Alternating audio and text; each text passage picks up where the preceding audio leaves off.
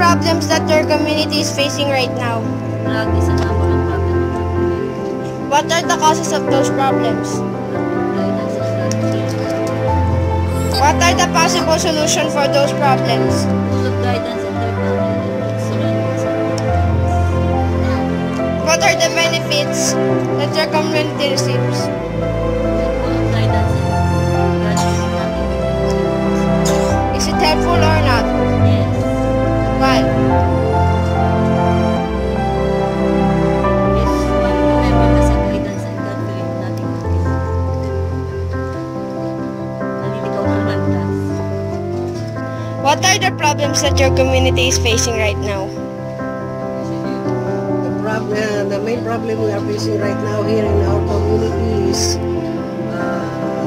the Meralco lines and the drainage. What are the causes of those problems? The causes of the problem, the Meralco lines, the subcontractor of Meralco is not doing their job well. What are the We are requesting to expedite the problem, not to expedite the lines in Meralco. The drainage, the clogging must be done ASAP. What are the possible solutions for those problems? Possible solutions to expedite the Meralco lines to do their job What are well. the benefits that your community receives? The benefits,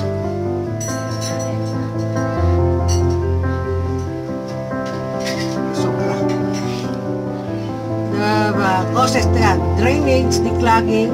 The causes of the drainage clogging is the people food leftover and plastic thrown at the canal, throwing anything, especially plastic, at the canal, especially the children who are passing by.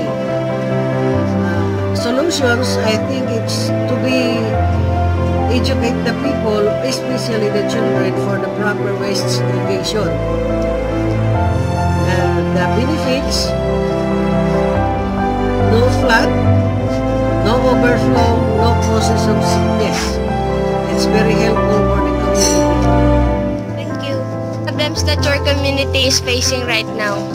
Especially right now, the problem of the community is work, because all those company did not attempt to apply to all people need work, because the problems we have no educational. That's why, that's a big problem. What are the causes of those problems? That's the problem. Those What causes? both. We have no money how to apply the work, and especially that's why I told you education. It's a big problem. All company in it, graduate, college or high school. What are the possible solutions for those problems? Oh, it's very easy to do solution. Right now, as a president of President Duterte, he need to make the more school, more prisoner para sa mga walang iya, sa mga kabataan, more school, to need to learn, to need education, to give good education, and that's why the Philippines, all people is schooling all. Very easy to apply this job. What are the benefits that your community receives? It's a very big benefits. All people, we have all this job. All companies is open without any sabihin. Endo, 3 months, all work at school. 5 months pa. What are the effects of those benefits in your community? The effects, it's good. My people. We have no standby. We have no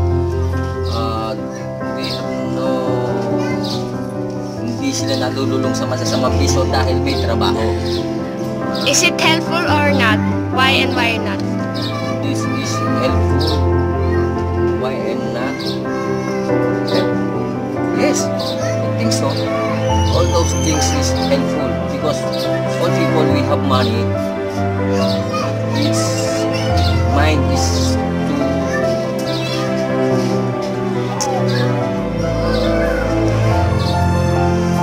to help each other.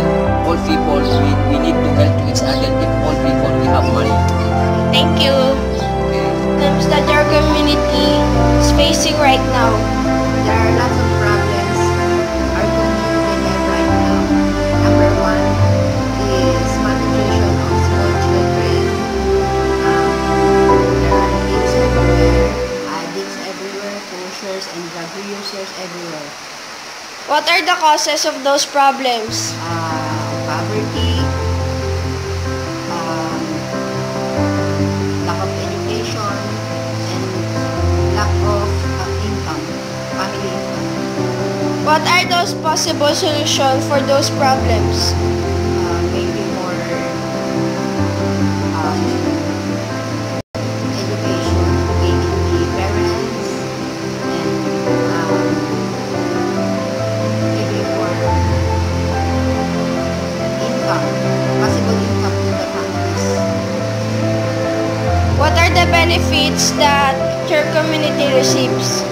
They have an income, they have more food, and all their devices will be turned to their family quality times. What are the effects of those benefits in your community? Maybe our community will be more healthy, helpful to others, and peaceful. Is it helpful or not? Why? It will be more helpful because